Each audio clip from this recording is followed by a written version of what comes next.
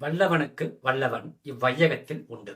அந்த மாதிரி ஒரு பழமொழிக்கு ஏற்ப ஒரு டெக்னாலஜி இருக்குன்னா அந்த டெக்னாலஜியை முறியடிக்கிறதுக்கு இன்னொரு டெக்னாலஜி வந்து அந்த டெக்னாலஜியை முறியடிக்கிறதுக்கு இன்னொரு டெக்னாலஜி எந்த டெக்னாலஜியை முறியடிக்கிறதுக்கு இன்னொரு டெக்னாலஜின்னு ஒரு சங்கிலி தொடர் மாதிரி ஒரு டெக்னாலஜியை முந்துறதுக்கு இன்னொரு டெக்னாலஜி அந்த டெக்னாலஜியை முறியடிக்க இன்னொரு டெக்னாலஜி வளர்ந்துக்கிட்டே தான் இருக்கு.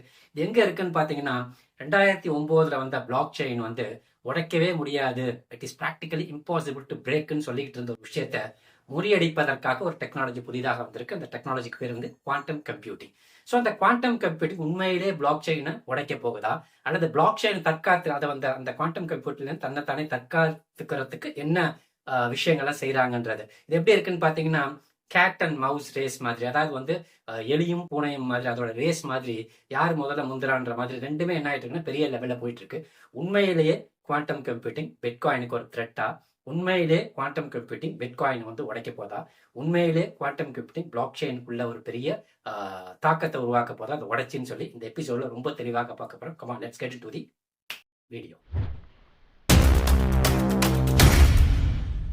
என்கிட்ட பிட்காயினே இல்லை. நான் இந்த எபிசோட பத்தி என்னத்தை தெரிஞ்சுக்க போறேன், நல்லா ஞாபகம் வச்சுக்கோங்க. பிட்காயின் உடஞ்சிருச்சுன்னு சொன்னா உலகத்துல இருக்க எல்லா காயினும் உடஞ்சு போச்சுன்னு அர்த்தம். பிளாக் செயின்ஸை மொத்தமா காலி பண்ணிடுவாங்க. அது மட்டும் கிடையாது, பேங்கிங், கவர்மெண்டோட வெப்சைட்ஸு, ரொம்ப பிரைவேட்டான டேட்டா, இது எல்லாத்தையுமே உடைக்க முடியும். ஒன்று பிட்காயினே உடைச்சிருச்சுன்னு சொன்னால் மற்ற டேட்டாவெலாம் ரொம்ப ஈஸியாக, பேங்கிங் டேட்டாவாக இருந்தாலும் சரி, வேறு ஏதாவது ப்ரைவேட் டேட்டாவாக இருந்தாலும் சரி, கான்ஃபிடென்ஷியல் டேட்டாவாக இருந்தாலும் சரி, மிலிட்ரி டேட்டாவாக இருந்தாலும் சரி, ரொம்ப ஈஸியாக உடைச்சிரும். ஸோ அதனால அதற்கான தற்காப்பு விஷயங்கள், அதாவது அந்த எலியும் பூனையும் ரேஸில் போகிற மாதிரி ரெண்டு என்ன ஆகிட்டே இருக்கு. நல்ல விஷயம் கெட்ட விஷயம், நல்ல விஷயம் கெட்ட விஷயம்னு ரெண்டு போட்டி போட்டுக்கிட்டே தான் வந்துட்டு இருக்கு. ஸோ அதனால பிட்காயின்றது நம்ம கிட்ட பிட்காயின் இல்லைன்னாலும் அந்த பிட்காயினை உடைக்கிறதுக்கு முயற்சி பண்ணாங்கன்னு சொன்னா, உடைச்சிட்டாங்கன்னு சொன்னா கண்டிப்பாக நம்ம கிட்ட இருக்க எல்லா காயினுமே அப்சலேட் ஆகும். எல்லா காயினுமே என்ன பண்ணிடுவாங்க, உடைச்சி துவம்சம் பண்ணிடுவாங்க. ஏன்னா வந்து இன்னைக்கு இருக்கக்கூடிய செக்யூரிட்டிலேயே தி பெஸ்ட் செக்யூர்டு காயின் எதுன்னு பார்த்தீங்கன்னா பிட்காயின் தான். அதே உடைச்சிட்டாங்கன்னு சொன்னா மற்ற எல்லா காயினுமே ஒண்ணுமே கிடையாதுன்னு அர்த்தம். அந்த பிட்காயினுக்கு இருக்க செக்யூரிட்டி வேற எந்த காயினுக்குமே கிடையாது. ஏன்னா சத்தோஷ் அன்னைக்கு உருவாக்கும் போது அவ்வளவு அழகா உருவாக்கியிருக்காரு. இதுதான் அந்த குவாண்டம் கம்ப்யூட்டிங்கோட த்ரெட். இந்த எபிசோடோட முக்கியமான விஷயம் என்னன்னு பார்த்தீங்கன்னா குவாண்டம் கம்ப்யூட்டர்ஸ், இன்னொன்று பிட்காயின், அது உள்ள இருக்கக்கூடிய டெக்னாலஜி. இந்த குவாண்டம் கம்ப்யூட்டர்ஸ் சொன்னால என்னன்னு பார்த்தீங்கன்னா ஒரு நார்மல் கம்ப்யூட்டரோட பல கோடி மடங்கு அதிக திறன் கொண்ட ஒரு கம்ப்யூட்டர் வந்து குவாண்டம் கம்ப்யூட்டர். நார்மல் கம்ப்யூட்டர் வந்து எப்படி ஒர்க் ஆகும்னு பார்த்தீங்கன்னா 0 1, அதாவது பிட்ஸ்ன்னு சொல்லுவோம், பைனரி டிஜிட்ஸ்ன்னு சொல்லுவோம், பைனரின்னு சொல்லுவோம், ஆன் ஆஃப் இப்படி தான் ஒர்க் ஆகும். ஆனால் அந்த குவாண்டம் கம்ப்யூட்டர்ல என்ன ஒர்க் ஆகும்னு பார்த்தீங்கன்னா பிட்ஸை தாண்டி கியூபிட்னு ஒரு டெக்னாலஜி வச்சிருக்காங்க. ஒரு விஷயத்த, அதாவது 0 1, அதை தவிர மூன்றாவதாக ஒன்று, அதாவது 0வாகவும் இருக்கலாம் 1ஆகவும் இருக்கலாம், ரெண்டும் கலந்தும் இருக்கலாம்னு சொல்லிட்டு மூன்றாக கொண்டு வருவாங்க. இதனால என்ன பயன்னு பார்த்தீங்கன்னா அந்த குவாண்டம் கம்ப்யூட்டர் அந்த மூன்றாவது அந்த 0 1 ரெண்டுமாவும் இருக்கலாம்ன்றது. ஒரு கம்ப்யூட்டர், நம்ம நார்மல் கம்ப்யூட்டர் எடுத்தோம்னா ஒரு லைனை என்ன பண்ணிக்கிட்டே வரும்னா அந்த இன்ஸ்ட்ரக்ஷன்ஸை நமக்கு தேவையான விஷயங்கள் செஞ்சுக்கிட்டே வரும். இப்போ ஃபர்ஸ்ட் லைனை எக்ஸிக்யூட் பண்ணும், அடுத்த லைன் எக்ஸிக்யூட் பண்ணும், அடுத்த லைன் எக்ஸிக்யூட் பண்ணும், அடுத்த லைன் எக்ஸிக்யூட் பண்ணும். ஆனால் குவாண்டம் கம்ப்யூட்டர் ஒரே ஸ்ட்ரெச்சில் எல்லா லைனையும் அப்படியே எக்ஸிக்யூட் பண்ற அளவுக்கு திறன் இருக்கும். இதுதான் வந்து அந்த மேத்தமெட்டிக்கல் கம்ப்யூட்டேஷன்ஸ், மேத்தமெட்டிக்கல் எக்ஸ்பிரஷன்ஸ், மேக்ஸை வந்து மிக வேகமாக செய்யக்கூடிய ஒரு திறன் அந்த குவாண்டம் கம்ப்யூட்டர் இருக்கனால பிளாக் செயின்னு சொன்னாலும் உள்ளுக்குள்ள ஒரு காம்ப்ளிகேட்டட் மேக்ஸ் இருக்கக்கூடியது.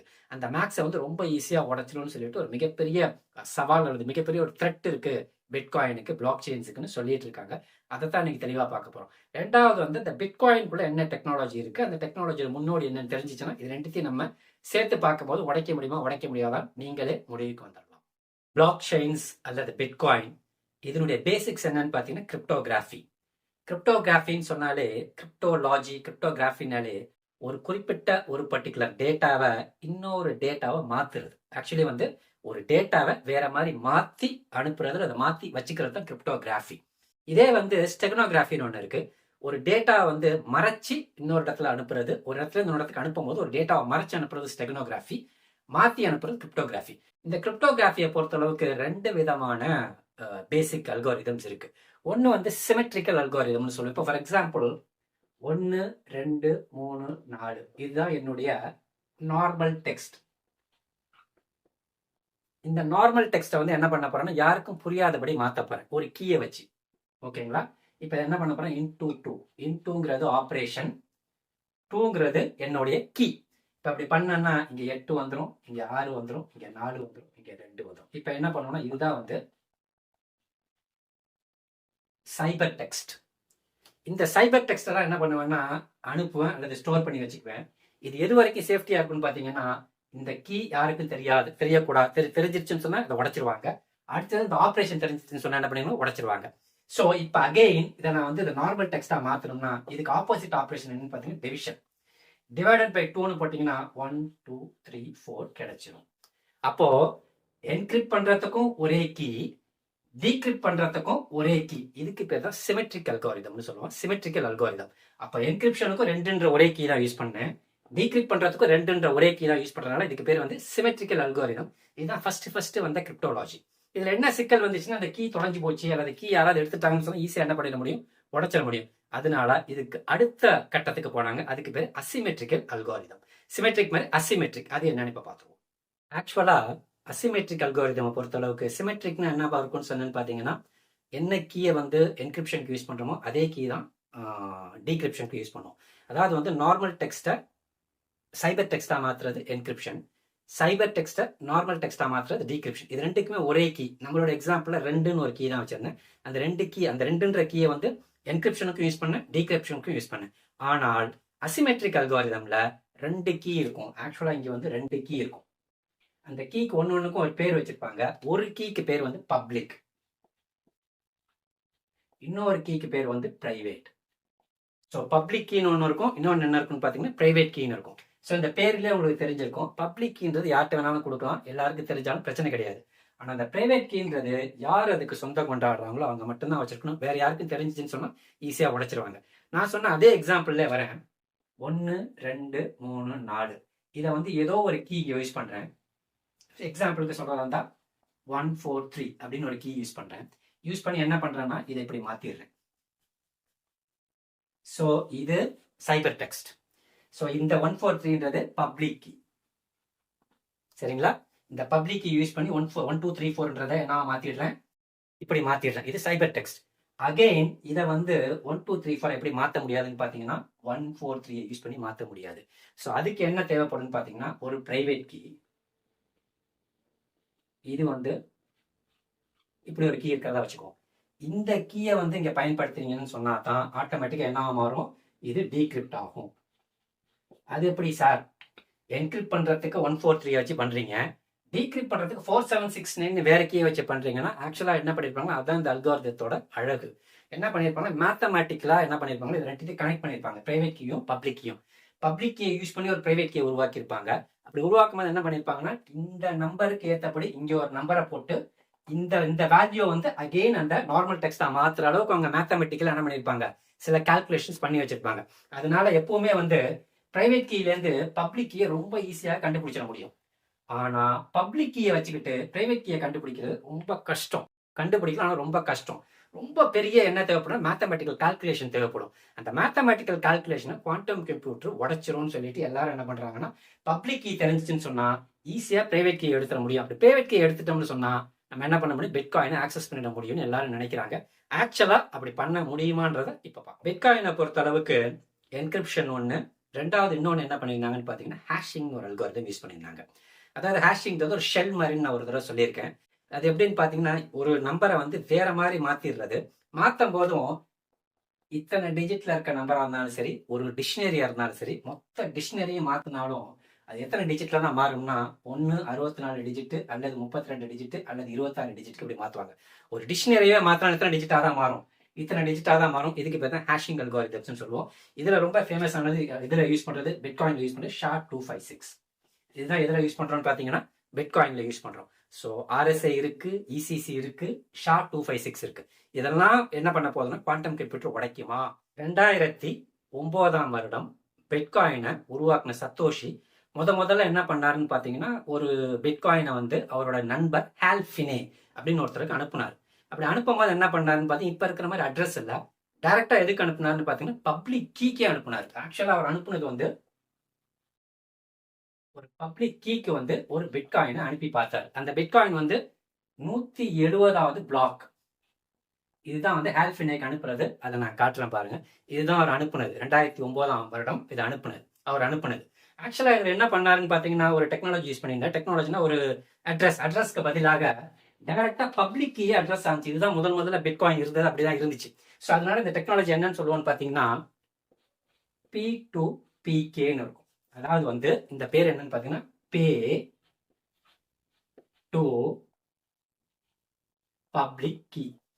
ஸோ டைரக்டா என்ன பண்ண போறோம், ஒரு பப்ளிக் கீக்கு அனுப்பிடுறோம். இப்ப இது மாதிரி பப்ளிக் கீக்கு அனுப்புறதுனால என்னன்னு அவர் அப்பயே முடிவு பண்ணிட்டாரு சத்தோஷி. இது மாதிரி பப்ளிக் கீ வந்து எக்ஸ்போஸ் ஆச்சுன்னு சொன்னா ஃபியூச்சர் டெக்னாலஜி வந்து இந்த பப்ளிக் கீயை வச்சு என்ன பண்ணிட முடியும், பிரைவேட் கீயை உடைச்சிட முடியும்னு சொல்லிட்டு இந்த டெக்னாலஜி அப்சலேட் ஆயிடுச்சு, இதை வந்து அதிகமாக யூஸ் பண்ண வேண்டாம்னு சொல்லிட்டு கொஞ்ச நாள்ல என்ன பண்ணிட்டாங்க, இதை வந்து மூடிட்டாங்க. இதுக்கு அடுத்து ஒரு டெக்னாலஜி கொண்டு வந்தாங்க. அடுத்த டெக்னாலஜி என்ன பண்ணாங்கன்னா இதே P2P ஹெச் அப்படின்னு சொல்லிட்டு ஒன்று சேர்த்துக்கிட்டாங்க. அதாவது என்னன்னா pay to public key hash. So அதனால என்ன இருக்கும்னா இங்க டைரக்டா பப்ளிக் கீ இருக்காது, அந்த பப்ளிக் கீ தான் கீன்னு வச்சுக்கோங்களேன். இந்த கீயை வந்து ஹேஷிங் ஃபங்க்ஷன் யூஸ் பண்ணி வேற மாதிரி மாத்திடுவாங்க. என்ன மாதிரி மாத்திடுவாங்க, வேற மாதிரி. அப்ப இங்க பப்ளிக் கீ இருக்காது, அதுக்கு பதிலாக இதைத்தான் அட்ரஸ்ன்னு சொல்றோம். இந்த அட்ரஸ ஹேஷிங் ஃபங்க்ஷனை வச்சு உடைச்சா தான் உள்ளுக்குள்ள இருக்க பப்ளிக் கீயே தெரியும். அப்படி அந்த பப்ளிக் கீ தெரிஞ்சுன்னு சொன்னா தான் எதை குவாண்டம் கம்ப்யூட்டர் என்ன பண்ண முடியும், அவங்க அந்த பிரைவேட் கீயை உடைக்க முடியும். சப்போஸ் இந்த பப்ளிக் கீயை உடைக்கணும், இந்த பப்ளிக் கீயை வந்து அவங்க ஹேஷிங் ஃபங்க்ஷன் உடைக்கணும்னு சொன்னா ரொம்ப ரொம்ப கடினமான ஒண்ணு. ஆனா வந்து குவாண்டம் கம்ப்யூட்டர் அதை பண்ணிட்டுன்னு சொல்றாங்க. இப்ப வரைக்கும் பிட்காயின்ல வந்து 8.3 மில்லியன் பிட்காயின், அதாவது வந்து 43% பிட்காயின் வந்து இந்த மாதிரி அட்ரஸ்ல தான் ஸ்டோர் ஆயிருக்கு. நல்லா ஞாபகம் வச்சுங்க, 21 மில்லியன்ல 8.3 மில்லியன் பிட்காயின் எந்த அட்ரஸ்லாம் ஸ்டோர் ஆயிருக்குன்னு பாத்தீங்கன்னா P2P KH, அதாவது pay to public key hash algorithm. இந்த அட்ரஸ்ல தான் ஸ்டோர் ஆயிருக்கு. இந்த அட்ரஸ் பாத்தீங்கன்னா 34 டிஜிட் இருக்கும், 36 34 டிஜிட் இருக்கக்கூடிய ஒரு பெரிய டிஜிட். ஆனா இந்த அட்ரஸை உடைச்சா தான் உள்ள இருக்க என்ன கிடைக்கும், பப்ளிக் கீ கிடைக்கும். So it is very difficult. ஆனா வந்து இதோட பாப்புலாரிட்டி என்ன ஆயிட்டா வருதுன்னு கொஞ்சம் கொஞ்சமா குறைஞ்சிக்கிட்டே வருது. ஏன்னா வந்து இதை உடைக்கிறதுக்கு வாய்ப்பு சாத்தியக்கூறுகள் குவாண்டம் கம்ப்யூட்டருக்கு வந்துருச்சு. ஸோ இன்னும் 5 வருடத்துலயோ 2 வருடத்துலயோ 10 வருடத்துல என்ன பண்ணிட முடியும், ஒரு குவாண்டம் கம்ப்யூட்டர்ல அதை உடைச்சிடும்னு சொல்லிட்டு அதை என்ன பண்ண கொஞ்சம் கொஞ்சமா நகர்ந்துகிட்டே இருக்காங்க வேற டெக்னாலஜி. அந்த டெக்னாலஜி இப்ப என்னன்னு பார்ப்போம். 2017 ஒரு அப்கிரேட் கொண்டுட்டு வராங்க பிட்காயின்ல, செக்விட் சாஃப்ட் ஃபோர்க்னு சொல்லிட்டு. அதுல என்ன பண்றாங்கன்னு பாத்தீங்கன்னா இந்த டெக்னாலஜியோட அட்வான்ஸ்டு கொண்டு வராங்க. P2Pன்னு இருக்கிறது P2WPன்னு வைக்கிறாங்க. P2WPKH, அதாவது வந்து பே டு, இங்க என்னன்னு விட்னஸ். இது வந்து P2PKH விட கொஞ்சம் அட்வான்ஸ்டு. எப்படி அட்வான்ஸ்டுன்னு பாத்தீங்கன்னா உள்ளுக்குள்ள செக்யூரிட்டி அதிகம், லென்த் அதிகம். 34 இருந்தது வந்து 62க்கு மாத்துறாங்க. ஒன்னு. ரெண்டாவது வந்து அதுக்குள்ள வந்து ரொம்ப சீப்பாக்குறாங்க, ஸ்பீடப் பண்றாங்க, கொண்டுட்டு போற அட்ரஸ்ல சேவ் ஆகிறத ஸ்பீடப் பண்றாங்க. இன்னொன்று வந்து அந்த லென்த் அதிகப்படுத்துறதுனால கடினத்தன்மை, உடைக்கிறதுக்கு ரொம்ப ஈஸி கிடையாது. அதிகமான டிஜிட்ஸ் இருந்தாலும் பெர்முடேஷன்ல உடைக்கிறது கடினமா இருக்கும்னு சொல்லிட்டு இது மாதிரி ஒரு விஷயத்த கொண்டுட்டு வராங்க. இது எல்லாமே பாத்தீங்கன்னா என்ன ஆகுதுன்னு பாத்தீங்கன்னா ஒவ்வொரு ஸ்டேஜா மாறிச்சு. ஃபர்ஸ்ட் 2009 டைரக்டா பப்ளிக் கீக்கு தான் அனுப்புறாரு. ஆனா சத்தோஷிக்கே தெரியுது இது மாதிரி அனுப்பணும்னு சொன்னா கண்டிப்பாக உடைச்சிருவாங்கன்னு சொல்லி. அடுத்தது வந்து அடுத்த ஒரு 3 மாதத்துல என்ன பண்றாங்கன்னா அடுத்த அப்கிரேட கொண்டுட்டு வராங்க. அதுதான் ஹேஷிங்கை கொண்டு வராங்க உள்ள. ஹேஷிங் கொண்டு வந்து அதுவும் என்ன பண்ண இதுல வந்து 23% வரைக்கும் இதுல இருக்கு.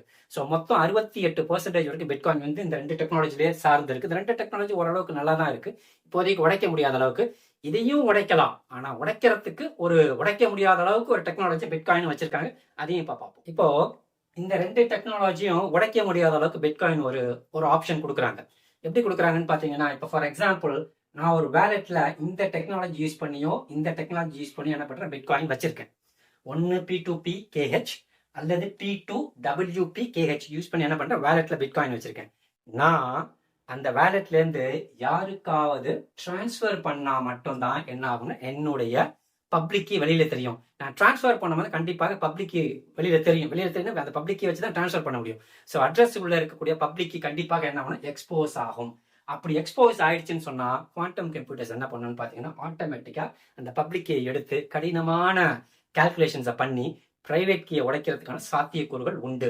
அதனால என்ன பண்றாங்கன்னா நம்ம இப்ப இருக்கிற வேலெட்ஸ்ல எல்லாம் ஒரு தடவை நீங்க டிரான்ஸ்ஃபர் பண்ணிட்டீங்கன்னா அந்த பப்ளிக் கீயை மறுபடியும் யூஸ் பண்ண முடியாத அளவுக்கு, ரீயூஸ் பண்ண முடியாத அளவுக்கு ஆட்டோமேட்டிக்கா ப்ரோக்ராம் எழுதி வச்சுக்கிறாங்க. ஸோ ஒரு தடவை எடுத்துட்டோம்னு சொன்னா அடுத்த முறை அந்த பப்ளிக் கீ மாறி இருக்கும். நம்மளால என்ன பண்ண முடியாது, அந்த அட்டாக்கர்னால அந்த பிட்காயினை எடுக்க முடியாது. இது ஒண்ணு. இதனால இன்னொரு பெரிய ஒரு நல்ல விஷயம் இருக்குன்னு நினைக்கிறாங்க. ஆனா அது வந்து கெட்ட விஷயமா இருக்கும். இப்போ ஃபார் எக்ஸாம்பிள் என்கிட்ட ஒரு 10 பிட்காயின் இருக்கு. அந்த பிட்காயினை வந்து ஒரு வேலெட்ல ஸ்டோர் பண்ணி அந்த வேலெட்ல நான் பிரைவேட் கீயை மறந்துட்டேன். எனக்கு பப்ளிக் கீ மட்டும் தெரியும். அந்த பப்ளிக் கீ தெரிஞ்சிச்சுன்னு சொன்னா அது குவாண்டம் கம்ப்யூட்டருக்கு தெரியும். குவாண்டம் கம்ப்யூட்டர் யாரால பெரிய குவாண்டம் கம்ப்யூட்டர் உருவாக்க முடியுமோ அவங்க என்ன பண்ண முடியும்னு பாத்தீங்கன்னா அந்த பப்ளிக் கீயை யூஸ் பண்ணி பிரைவேட் கீயை எடுத்து கண்டுபிடிச்சி அந்த பிட்காயினை கூட சொந்தம் கொண்டாட முடியும். அதனால என்ன பண்றாங்கன்னா இதை தவிர்க்கிறதுக்கு ஒரு விஷயத்த பிட்காயின் கொண்டு வந்திருக்காங்க. எப்படி கொண்டு வராங்க? கொண்டு வரதுக்கு முயற்சி பண்ணிட்டு இருக்காங்க. எப்படி கொண்டு வரதுக்கு முயற்சி பண்றாங்கன்னா அதாவது வந்து யாரெல்லாம் வந்து டார்மெண்ட் வேலட்னு சொல்லுவாங்க, அதாவது ரொம்ப நாள் அந்த வேலட் ஓப்பன் ஆகாம இருக்கு. அது என்ன காரணத்துக்காக ஓப்பன் ஆகாம இருக்காங்கன்னா அந்த பிரைவேட் கீயை மறந்துருப்பாங்க, அது பாஸ்வேர்டை மறந்துருப்பாங்க, அந்த கீ வந்து மறந்து போயிருக்கும் அந்த ஓனருக்கு. அப்படி இருக்கக்கூடிய இதெல்லாம் என்ன பண்ண முடியாதுன்னு இவங்க உடச்சி எடுத்துருவாங்கன்றதுக்காக ஒரு கம்யூனிட்டி ப்ரொபோசலை கொடுத்து இந்த பீரியட் ஒரு குறிப்பிட்ட பீரியட் கொடுக்கறது, ஒரு குறிப்பிட்ட நாள், இந்த நாட்களுக்குள்ள உங்க வேலட்ல இருந்து ஒரு சேஃபான ஒரு வேலட், இது மாதிரி டெக்னாலஜி இருக்கக்கூடிய சேஃபான வேலட்டுக்கு இமீடியட்டா மூவ் பண்ணிக்கலாம். அப்படி மூவ் பண்ணாம விட்டுட்டா அந்த பிட்காயின்ஸை இனிமே வாழ்க்கையில யாராலையும் யூஸ் பண்ணவே முடியாம அன்யூஸ்டு பூல்குள்ள கொண்டு போய் வச்சிருவோம் அப்படின்னு சொல்லிட்டு என்ன பண்ணிருக்காங்க, ஒரு ப்ரொபோசலை வச்சிருக்காங்க. இது பாஸ் ஆகி வரதுக்குலாம் ரொம்ப நாட்கள் ஆகும். ஆனாலும் இது வந்து ஒரு நல்ல ஒரு முயற்சியா நான் எதிர்பார்க்கிறேன். ஏன்னு பாத்தீங்கன்னா குவாண்டம் கம்ப்யூட்டர் என்ன பண்ணுன்னு பாத்தீங்கன்னா இந்த பப்ளிக் தெரிஞ்சுன்னா உடச்சி எடுத்து அதை என்ன பண்ணிட்டு எல்லா பிட்காயினும் யாரும் யூஸ் பண்ணாத பிட்காயின்லாம் அது எடுத்துக்கும். அதனால ரொம்ப நாளைக்கு யூஸ் பண்ணாம வச்சிருந்தா அவங்க ஒரு டேட் கொடுப்பாங்க. அந்த டேட்டுக்குள்ள என்ன பண்ணணும், ஒரு சேஃபான வேலட்ல நீங்க சேஞ்ச் பண்ணிக்கணும். சேஃபான வேலட்ல சேஞ்ச் பண்ண முடியலன்னு சொன்னா ஆட்டோமேட்டிக்லி அந்த பிட்காயின்ல எங்க போயிடும், யாராலையும் திரும்ப அதை யூஸ் பண்ணவே முடியாது, அதை உபயோகப்படுத்த முடியாத ஒரு இடத்துக்கு கொண்டு போய் சேர்த்துற மாதிரி கொண்டுட்டு வந்தார். பிட்காயின்குள்ள இருந்த டெக்னாலஜி பூரா பார்த்துட்டோம். இப்ப குவாண்டம் கம்ப்யூட்டிங்ல என்ன இருக்கு, குவாண்டம் கம்ப்யூட்டர்ல என்ன இருக்கு? இப்போதைக்கு பாத்தீங்கன்னா கூகுளோட வில்லோன்றது 105 கியூபிட் இருக்கக்கூடிய ஒரு கம்ப்யூட்டரை உருவாக்கியிருக்காங்க. இன்னைக்கு உலகத்துல அதிவேகமான ஒரு குவாண்டம் கம்ப்யூட்டர்னு சொல்றாங்க. அந்த குவாண்டம் கம்ப்யூட்டராலே உடைக்கணும்னு சொன்னா பிட்காயினோட இந்த பர்டிகுலர் அல்காரிதத்தை அவ்வளவு ஈஸியா உடைக்க முடியாது. ஏன்னு பாத்தீங்கன்னா இந்த இந்த இந்த பர்டிகுலர் பப்ளிக் கீயை வச்சுக்கிட்டு பிரைவேட் கீயை உடைக்கணும்னு சொன்னா அதுக்கு வந்து 105 கியூபிட்லாம் பத்தாது. 2000, 4000, 6000 கியூபிட் இருந்தால் தான் உடைக்க முடியும். இப்ப இருக்க ஸ்டேஜ்ல இருந்து அவங்க 1000 தாண்டறதுக்கு இன்னொரு 3-4 வருஷம் ஆகும். 5000, 6000 தாண்டறதுக்கு ஒரு 8 வருஷமாவது ஆகும். அதே சமயத்துல இவங்களும் என்ன பண்றாங்கன்னா பிட்காயின் கம்யூனிட்டியும் வந்து நார்மலா வந்து அதுக்கான முயற்சிகள் எடுக்கிறாங்க. குவாண்டம் ரெசிஸ்டன்ட் அல்காரிதம்ஸ் சொல்லிட்டு. ஏன்னா குவாண்டம் கம்ப்யூட்டருக்குள்ள 2 விதமான அல்காரிதம் இருக்கு. ஒன்று வந்து ஷார் அல்காரிதம், இன்னொன்று குரோவர் அல்காரிதம்னு. ஷார் அல்காரிதம்ன்றது RSA இது மாதிரி இந்த மாதிரி விஷயத்தெல்லாம் உடைக்குது. இந்த குரோவர் அல்காரிதம்ன்றது ஹேஷிங் ஃபங்க்ஷன்ஸை உடைக்குது. ஸோ இது ரெண்டும் சேர்ந்து செயலாற்றுச்சுன்னு சொன்னா கண்டிப்பாக அந்த பிரைவேட் கீயை அதால ஈஸியா உடைச்சு எடுத்துட முடியும். ஆனா அதை உடைச்சு எடுக்கிறதுக்கு இப்ப இமீடியட்டா அது முடியாது. கடைசியா கன்க்ளூஷன் எப்படி கொடுக்குறான்னு பாத்தீங்கன்னா குவாண்டம் கம்ப்யூட்டர்ஸ் வந்து பிட்காயினை உடைக்குமான்னு கேட்டா உடைக்கிறதுக்கு வாய்ப்புகள் உண்டு. ஆனா இப்ப கிடையாது. கண்டிப்பாக இன்னும் பல வருடங்கள் ஆகும். அதுக்குள்ள பிட்காயினும் பிளாக் செயினும் கண்டிப்பாக எவால்வ் ஆகி அடுத்த கட்டத்துக்கு போயிருக்கும். அவங்க உடைக்க வரும்போதும் குவாண்டம் ரெசிஸ்டன்ட் அல்காரிதம்குள்ள போய் அந்த அளவுக்கு உடைக்கிற அளவுக்கு அவங்க ஈஸியா சுலபமா ஆக்கிட மாட்டாங்க. இன்னும் கடினத்தன்மையை இன்க்ரீஸ் பண்ணி வேற மாதிரி கொண்டு போயிருவாங்க. இன்னொரு எபிசோட்ல ஒரு நல்ல டெக்னாலஜி அல்லது கான்செப்டோட உங்களை மீட் பண்றேன். until then bye from புகழ்.